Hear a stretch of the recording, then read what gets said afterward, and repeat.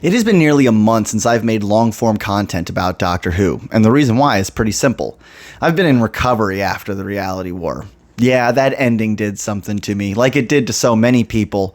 I'm looking across the internet, and everywhere I see there are lifelong fans turning their back on the show, channels who are dedicated to this show who are no longer covering it, people who are walking away from the series because this ending was so upsetting to them.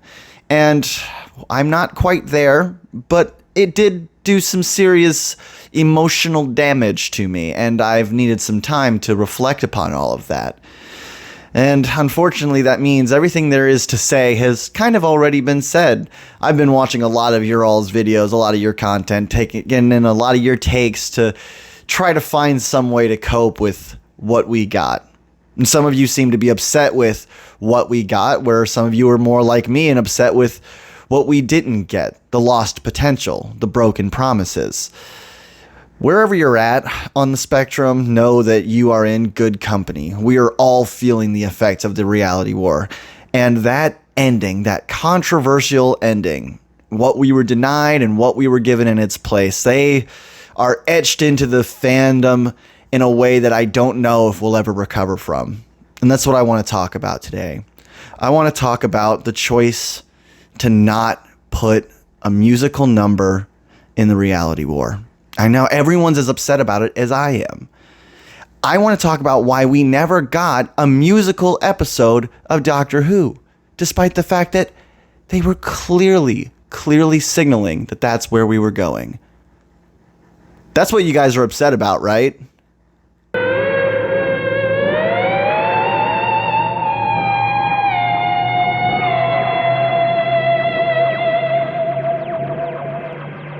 Welcome to the All Trades Jack channel. I am the titular Titillating Jack, and I'm back with another Who-SA from the USA. In this series, I, a big-headed and uninformed American, speak ad nauseum about the British cultural institution that is Doctor Who, all while trying not to become an enemy of the crown. Today's Who-SA, why Doctor Who isn't a musical, and why it should be. Now, anyone who says that the modern Disney era of Doctor Who turned into a musical knows nothing about the history of Doctor Who and music, really, or very much about musicals in general. That is, capital M, musicals. Even so, it is my belief there is a missing musical component to the season finale of Doctor Who Season 2. It is this big missing musical element, which is why some feel like the show was becoming a musical despite the fact that they never committed to it. We're going to explore the history of music in Doctor Who and come to some definitive conclusions about the nature of the Disney era and its relationship with music. But let's start from the beginning. The Doctor and their companions have been known to sing or play musical instruments and perform large musical numbers as far back as the black and white days of the classic era in episodes like The Gunfighters and The Romans. However, these aren't musical episodes or even musical numbers in the true musical theater sense of the word. Songs in musicals typically, they're non-diegetic, and they are expressions of the character's emotions being translated into music. What that basically means is the characters in musicals aren't actually singing or dancing in the worlds they inhabit, but their words, their thoughts, and their actions are being performed as song and as dance as a way to entertain us, the audience. Now, some musicals are diegetic, such as A Star is Born, where the songs exist in the world the characters inhabit, and musicals like Moulin Rouge do a little bit of both. However, in musicals where the music is diegetic, the songs still serve the same purposes and follow the same conventions of songs in musicals. They shed light on the emotional state of the characters. They develop the plot, or they raise and lower stakes. They raise and resolve tension. That's why even though music has been a part of Doctor Who for a long time, for the most part, it comes up as a tool being utilized by a character and not a storytelling device being utilized by a writer. Look back at my earlier example of The Gunfighters. The companions don't break into song to reveal their inner turmoil or to express their feelings. They do it practically, in-world, to keep up the act that they are traveling performers. The third Doctor also sang multiple times, sometimes comically, more often practically, and always diegetically. He was a master of Venusian lullabies and used them to put the Agador to sleep. Similarly, the fourth Doctor sings in The Power of Krull, and the seventh Doctor and Ace jazz it up in The Silver Nemesis. But these were all examples of the Doctor problem solving with music or just offhandedly singing. None of them were driving the plot. It wasn't the lyrics of the song were not revealing anything about the plot or about the internal world of the characters or the tension between characters. They were just songs. Occasionally, the Doctor will also sing well-known songs, like when Seven sings Time Goes By in the Happiness Patrol. And these instances do give a glimpse of what they're thinking, but these are also isolated moments of diegetic singing that do not function as songs and musicals function, even if they do have a little bit of character interiority or foreshadowing of plot. So while Doctor Who has a long history of musical performances by its lead actors, it was never a musical in the purest sense. So to address anyone who say that the Disney era of Doctor Who became a musical, we should look at the examples of music in that era and see if they function like songs in musicals, or if they're more like the music of the classic era. At first, however, we should get to know a little bit more about Russell T Davies, the showrunner, and his own relationship with writing music for Doctor Who. After all, in the early revival era, or RTD1 as it's also known, there were quite a few musical numbers and many iconic needle drops, but no true musical moments. The only original songs with sung lyrics that I can think of is My Angel Put the Devil in Me, which we first hear in Daleks Take Manhattan and again at the end of Time. Additionally, there is the band Linda, but they don't actually perform a song in a way that impacts the plot or that we really get to hear in any depth. The most musical theater that RTD Era 1 gets is with the Master, who in this era develops the antagonistic dance routine concept, where you get your rival weakened or in a vulnerable state and proceed to dance on them to a jaunty tune. This kind of routine is seen throughout the revival era, even after RTD leaves, but it's usually reserved for the Master, and it is always diegetic. The people in the room are uncomfortable because they know what's happening. Even Daleks and Cybermen are uncomfortable by what's happening because the Master's acting like he's in a musical, despite the fact he's very much not. We love this, by the way. This is the best thing in the world, and I could watch this all day. 24-hour loop of this, please. So as we can see, Russell T Davies has no qualms about putting music in Doctor Who in the form of a Britney Spears needle drop or a one-sided dance-off, but there were no signs that he had any intentions of making a musical. Now, let's observe RTD2, otherwise known as the Disney era. This era kicks off with the introduction of Neil Patrick Harris, a Broadway and Hollywood star, doing his own version of the antagonistic dance routine. The season that followed introduces Jinx Monsoon and Jonathan Groff, two more Broadway stars. This era had multiple original songs, including the Goblin Song, There's Always a Twist, Mr. Ring-a-Ding, and of course,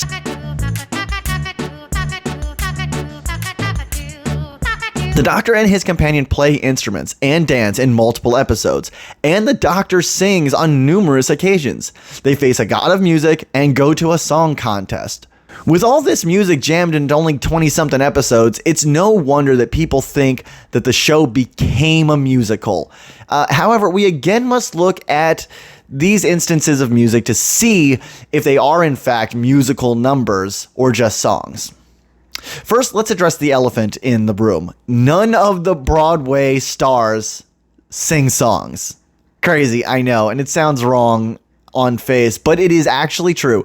They got Neil Patrick Harris, right? They bring NPH on board, sure, that's all good. But they made him lip sync.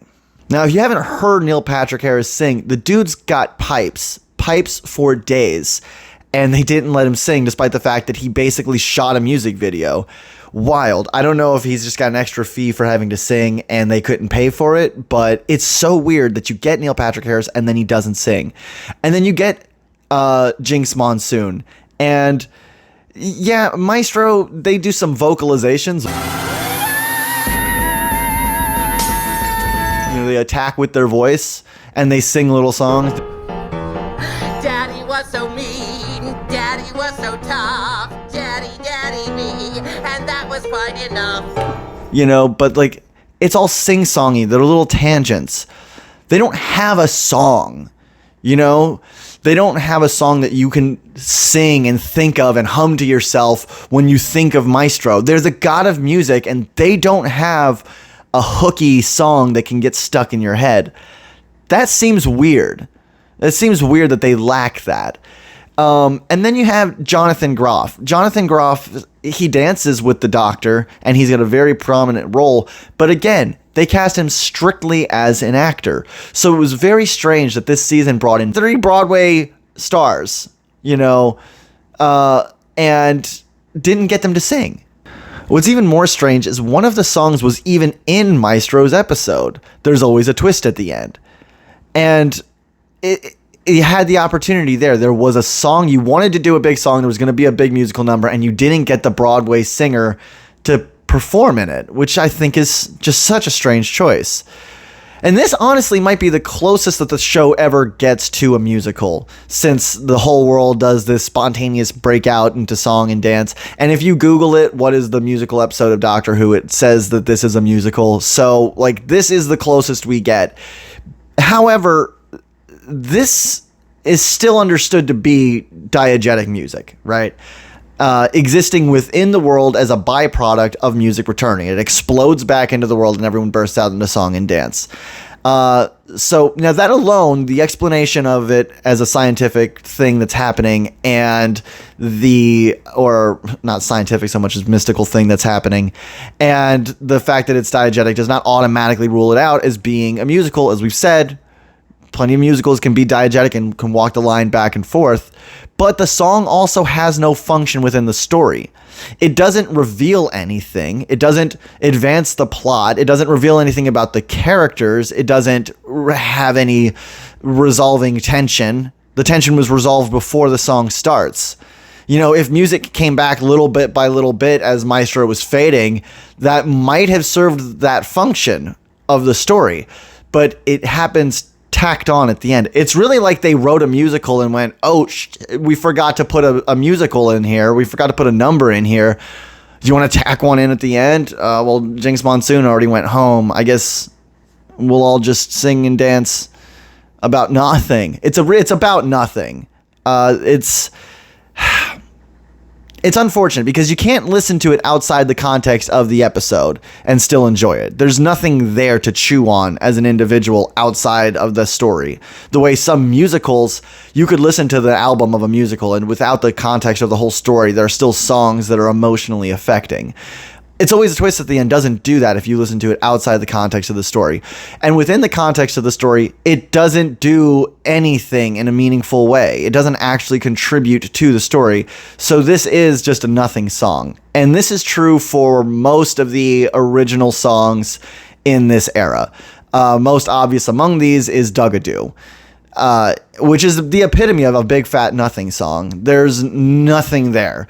In fact, there's nothing to any of the songs in Interstellar Song Contest. Even the one at the end is just so...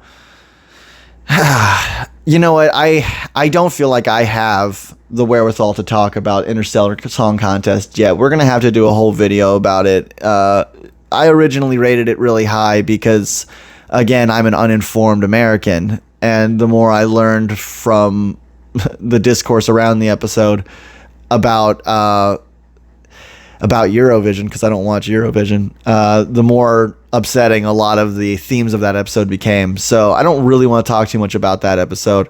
But note that most of the songs in it, they're not songs you could return to. You're never going to put those songs on in your car the way you might put the Rent soundtrack on in your car.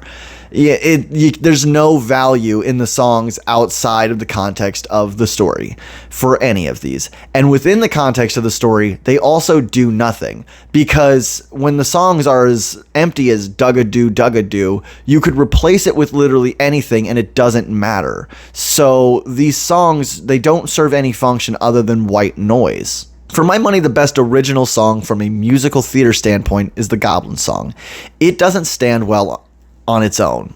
In the context of if I wanted to listen to it not watching the episode, it's not a great song. It's pretty cheesy and there's not a lot there. So in a lot of ways, it's like the other songs. However, it does advance the plot. It does raise the stakes. The Goblin song is the build up to Lulubelle being eaten by the Goblin King. It is telling the story of what is happening. And it also reveals us the characters because the Doctor and Ruby join in to the song in order to distract the Goblin King and save Lulubelle. This song does meet our criteria for a diegetic musical number, like one might find in a show like A Star is Born. But all on its own, it's not enough to call the series or even this episode a musical, any more than Tallulah's song makes Daleks in Manhattan a musical. With this, we can officially say that Doctor Who is not, never has been a musical.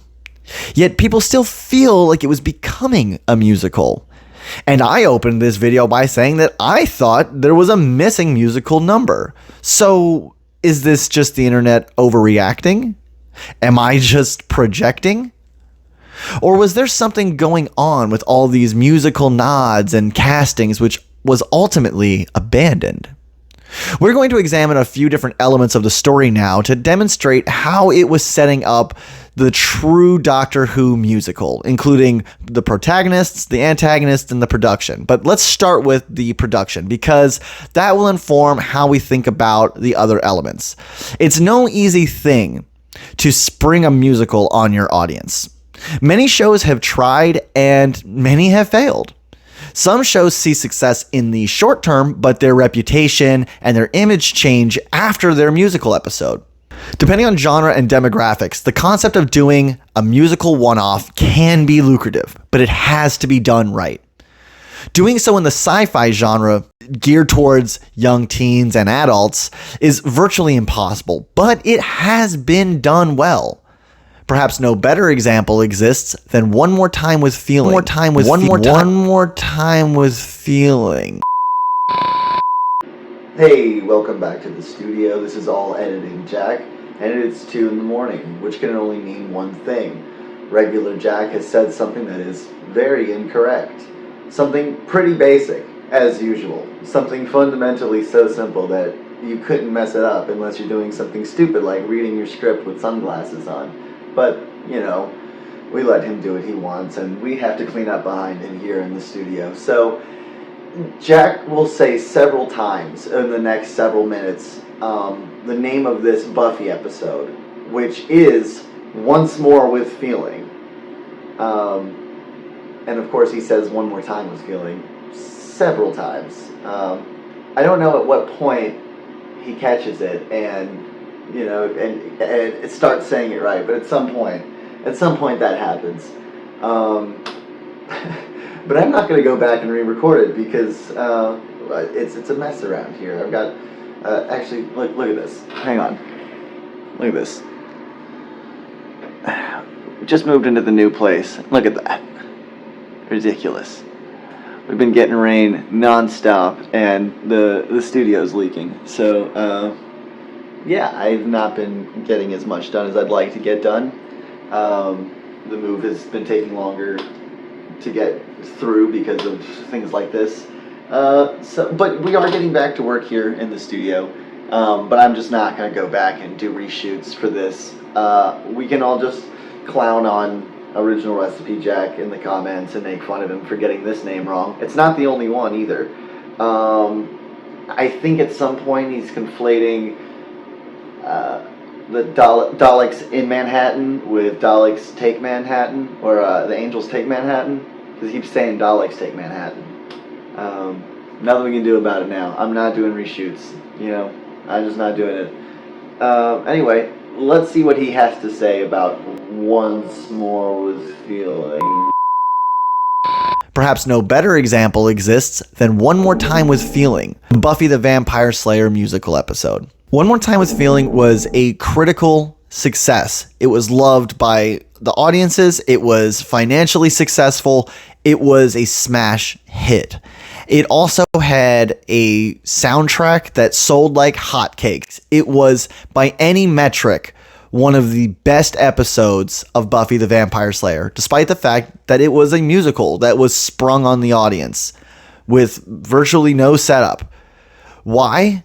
Because the show had the trust of the audience, and they used the internal logic of the story to justify the musical's existence. In the episode, there's a demon who takes advantage of one of the Scooby Gang and creates a musical-like world over Sunnydale where everyone has to sing what they are feeling.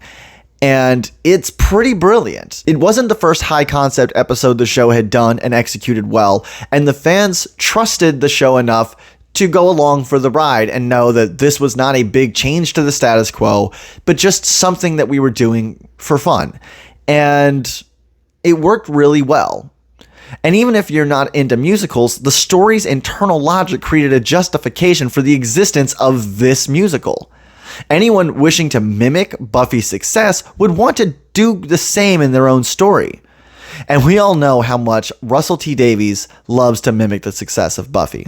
If you're unaware, Buffy was one of the series that he cited as most influential to him, Buffy and Angel, and it's no surprise. There's a great deal of similarities between the characters in the series, the way the series are set up, the Monster of the Week format, the slow build to big bads at the end of series.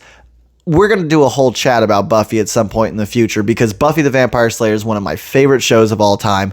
I watched it growing up. I watched Angel growing up long before I ever got into Doctor Who. So we're going to talk about that in a later date. But what's important to know is that RTD has mimicked Buffy the Vampire Slayer. So if he wanted to do a musical episode, it's not like he doesn't know where to look for the ultimate format of how to do it right. But looking over the Disney era, can we say that RTD did it right?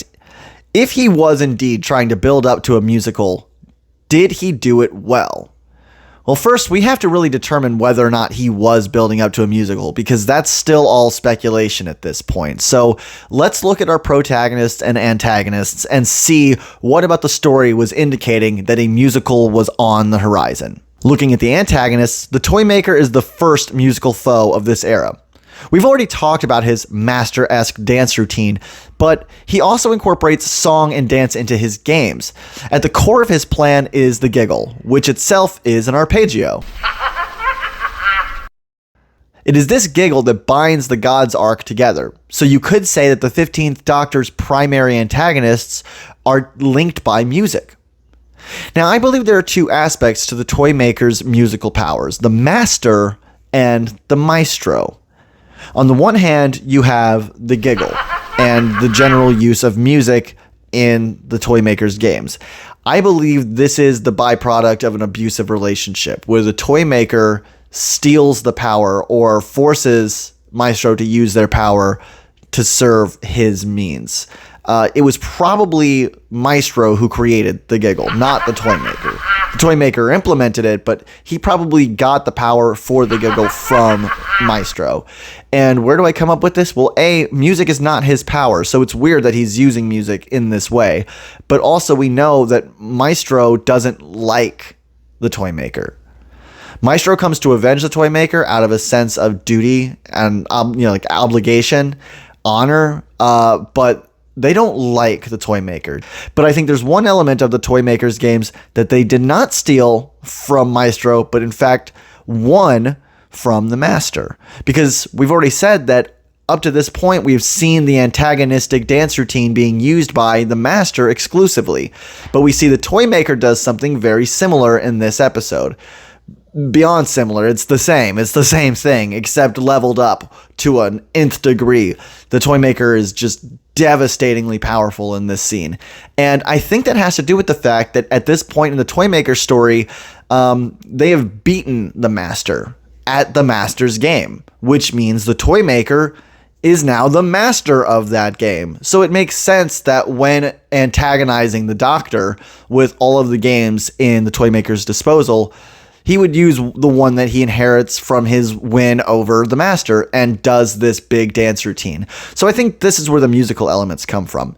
Either way, it's important because this is an inherently musical creature, and that's going to be important when we talk about Shooty here in a little while. Now, the gods which followed the Toymaker all have musical aspects to them beyond the fact that they're tied in with the giggle. Obviously, Maestro is the god of music, but Lux also sings his little songs and has the power to pull people into realms of entertainment, into cartoons, into movies, into TV. Now, why an HD TV show would be on film is, questionable. Again, we can talk about stuff like that at a later date, but Lux can pull people into these worlds of entertainment. And this is significant because on their own, Lux and Maestro, both of these characters could be the way of getting into a musical using the one more time with feeling angle, right? Because just like you have a demon who creates a world of song, you have Maestro,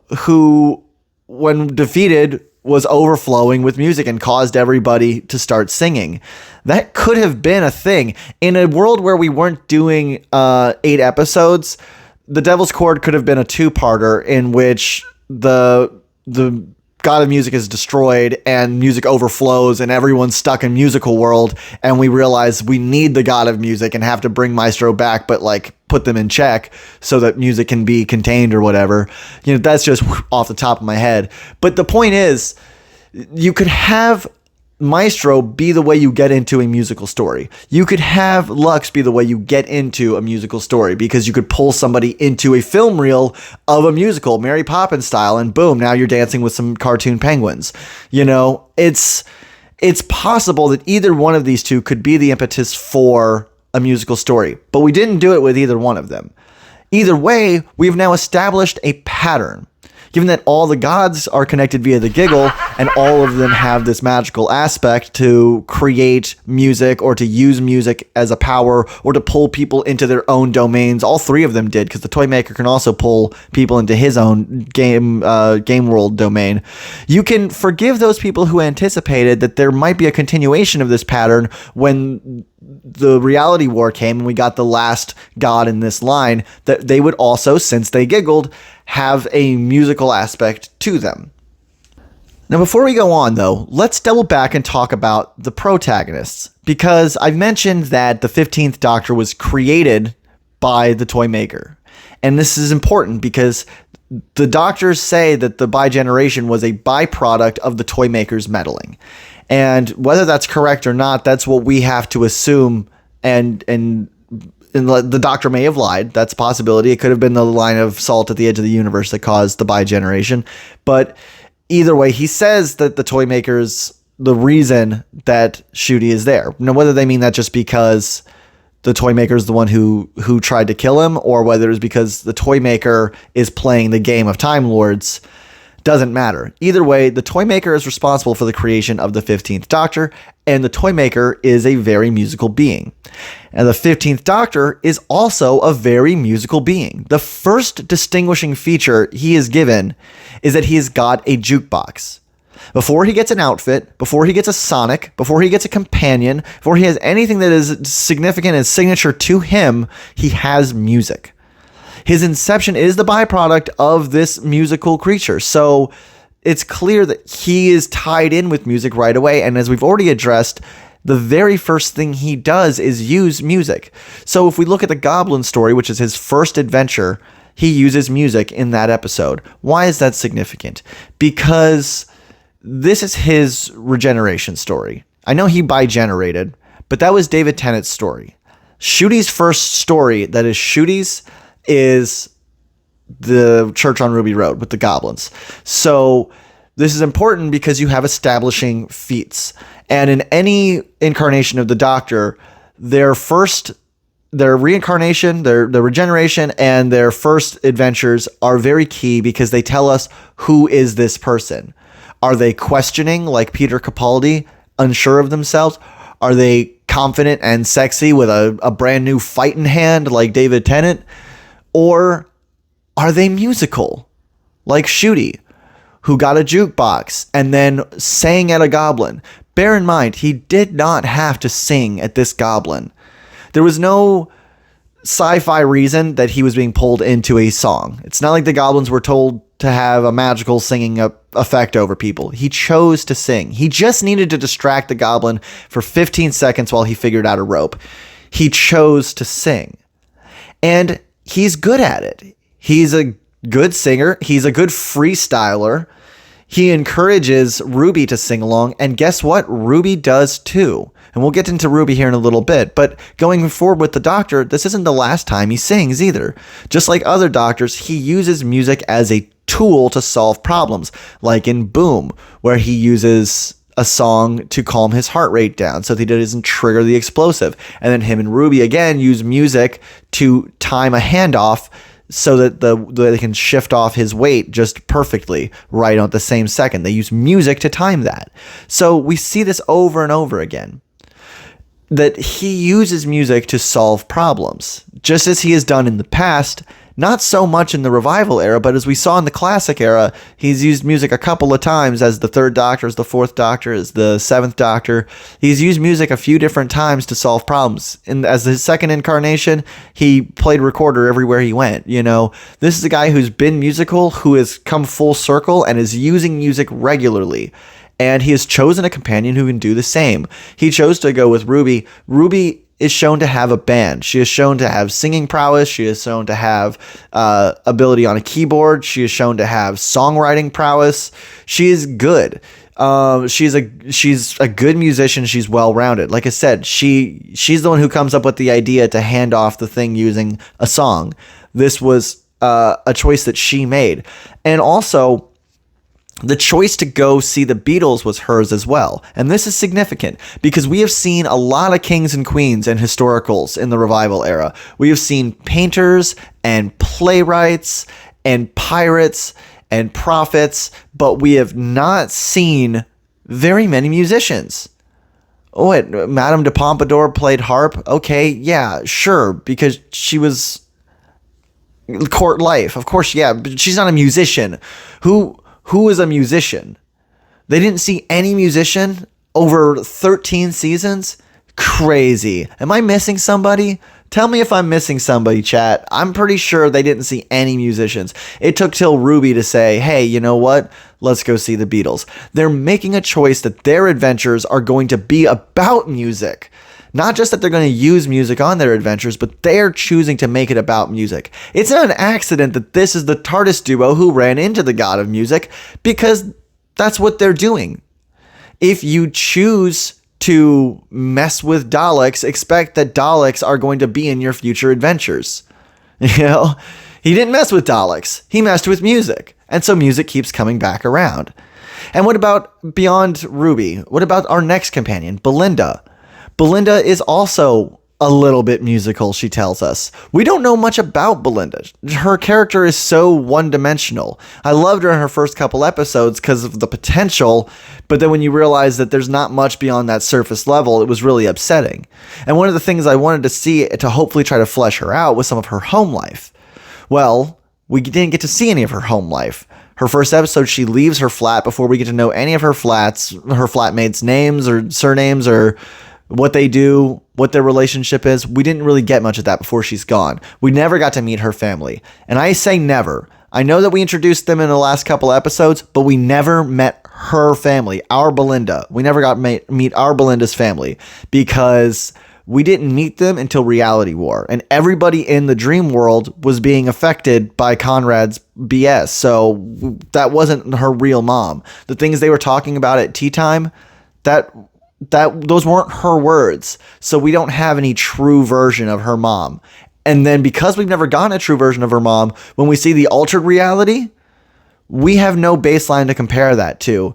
It's Schrodinger's mom. Is she the same mom or did she change? We have no idea. We never met her. Speaking of people we never met her dad either. Never showed up. These are both people who were talked about in great detail in the episodes leading up. I say great detail. There was really only a couple of details, weren't there? What did we know about them? They played violin and they sing. Friends. Now listen, it goes beyond that, because in some of the very few conversations we have between the Doctor and Belinda that are just casual, down-to-earth conversations, one of the things they talk about is wanting to get home and hoping that she'll be able to see her dad sing at the end of it all. And the Doctor promises, Belinda, you're going to hear your dad sing, well, I'm going to get you home, and then I'll do the singing myself. So the only thing we know about her is that she's got a musical family and that she's a little bit musical. And now we have a promise from the Doctor that we're all going to sing songs at the end. So there's going to be a big musical number at the end, right? So when you look at it all, there's no doubt that there was building up to something. And you get into Reality War and it's even more clear, right? Or you get into Wish World specifically. All the way up to Wish World, we were still feeling like it could have been possible. The musical could still happen because we hear the giggle. We know, okay, a musical creature is here. A musical creature who can create an entire world that we can inhabit. Again, this meets the one more time with feeling, requirement. So we have a way to enter into a musical world, and you have the intent behind it. What was the intent? I know what the Ronnie's intent was, but forget about the Ronnie's intent, because we're pretty sure that's all a bunch of crap. And forget Omega, because we're pretty sure that's all a bunch of crap. We want the original story. We want what originally was supposed to be. If you really think about it, why did they create the God of Dreams? It's insinuated that the gods created Desiderium out of desperation. Well, what did they want him for? We know what the Ronnie wanted him for. What did they want him for? They wanted him because the Doctor had defeated them and put them into a weakened state.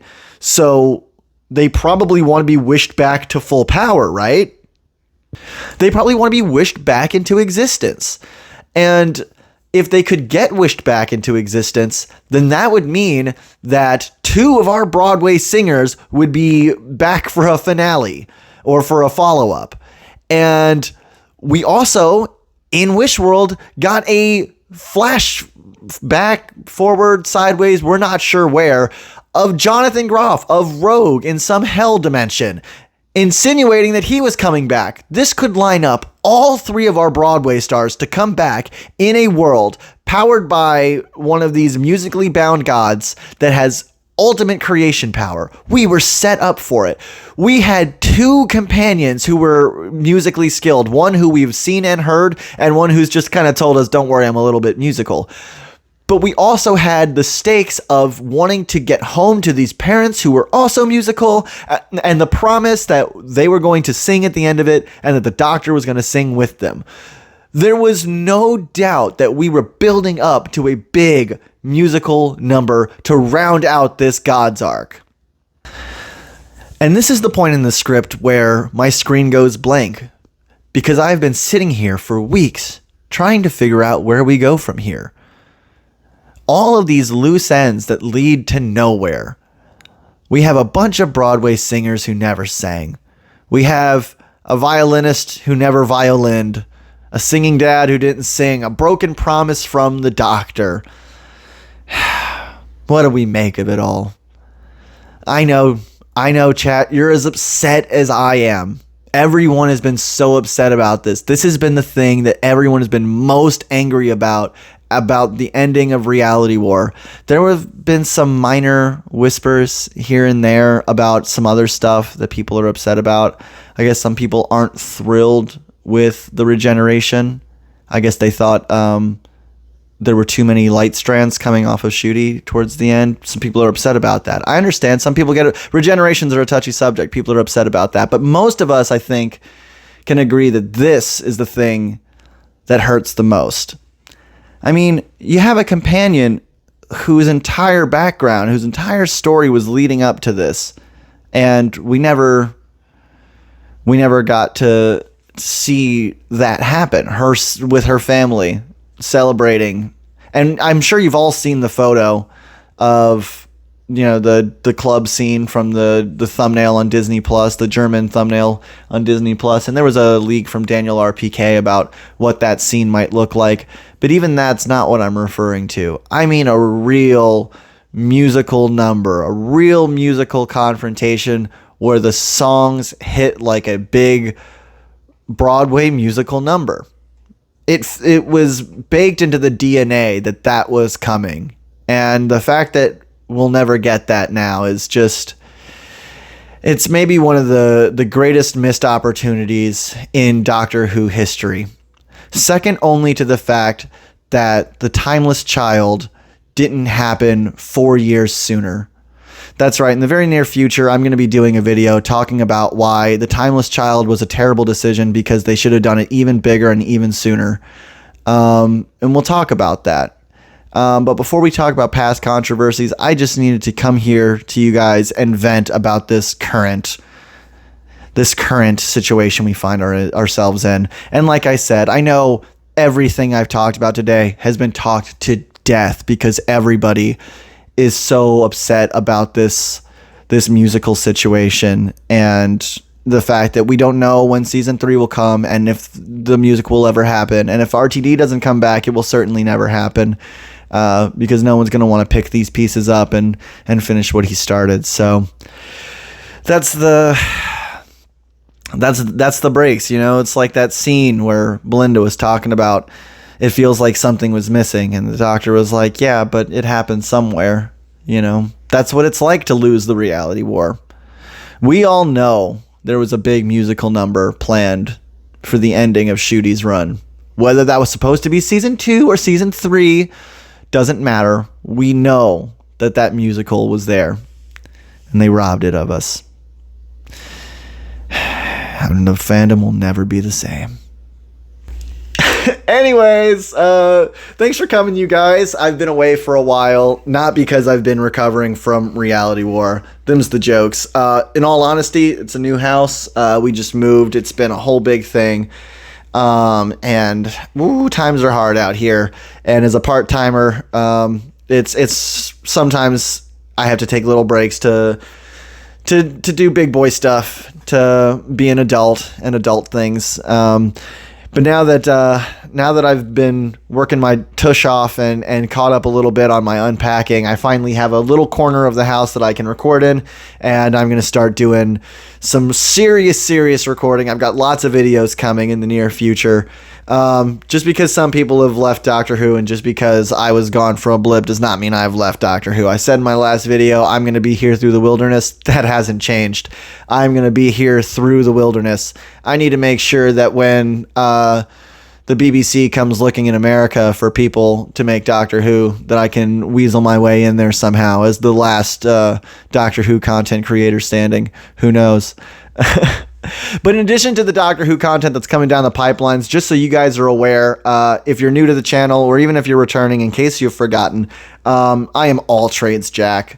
I do various different things. I don't only talk about Doctor Who. And part of being settled in and having some time to myself is I'm going to start doing some other videos as well, some things in some other niches. And if you're not into those things and you don't want to see that stuff, I totally get it. I am not going to be upset if you don't subscribe because you don't want to see me cook a low FODMAP diet or something, but I've got to make these things because this is me and this is where I express myself for the time being. And I want to do that kind of stuff. There's content I want to make. I'm going on a whole lifestyle change, a whole journey with this move. There's a lot to this move that I'll talk about more in a more personal video. But there's a lot of things changing in my life, and I want to share the journey with you guys, anyone who wants to share it. If you want to come by and just follow for Doctor Who, just look at the Doctor Who essays from the USA's playlist. That's where all that's going to be, and everything else will be in its own dedicated playlist. I'm going to be organized. I'm not going to just like flood your feed, and I'll try to post regularly on certain days for certain stuff, so you'll know when to look out for what. But anyway, that's going to be it for me here. I'm looking forward to seeing more of you guys. I've gotten a couple of people hopped on the channel since the last video, so welcome to you guys if you're new. If you want to, put a comment down below and I'll subscribe to you. Like I said, I don't care if you subscribe to me or not. I'm going to do a whole bunch of stuff. But if you've got some cool stuff going on, I want to know what it is. So put a comment down below so I can follow you. And I'll see you next time.